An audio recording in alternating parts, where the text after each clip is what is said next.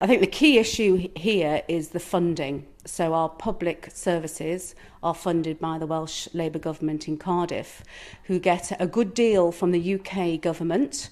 They get, for every pound spent on someone in England, they get £1.20 spent on them in Wales.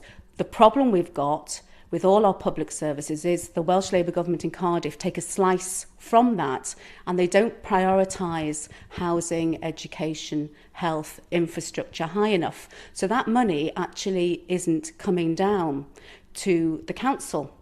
So what we really need to do is find a better finance and funding formula, because the Welsh Labour Government in Cardiff set the terms for that funding formula, which actually supports and gives more money to communities that have greater needs. And for places like Alyn and Deeside, which is relatively prosperous, it doesn't get the money to grow. So the story is that the Welsh Labour Government have kept a lid on the whole of Wales, and what the Conservatives want to do is take that lid off and support all communities appropriately, but give communities like Alyn and Deeside the extra support they need to prosper. How are you tackling this by-election, given the emotional weight behind the vacancy of this seat?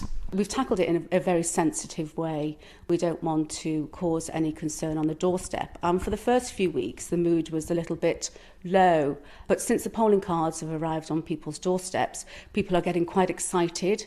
And actually, there's a bit more enthusiasm towards it now. Why did you decide to run in the first place? Well, I've been in public service for 27 years, in the army, in the health service and social services.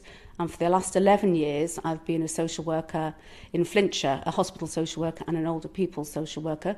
I've got those skills to make a difference to people's lives. And what I wanted to do was to expand that role, really, and go into politics. I'm a local councillor here, and I've got those skills and competencies and life experience to actually put behind my role as a politician and make life better for people.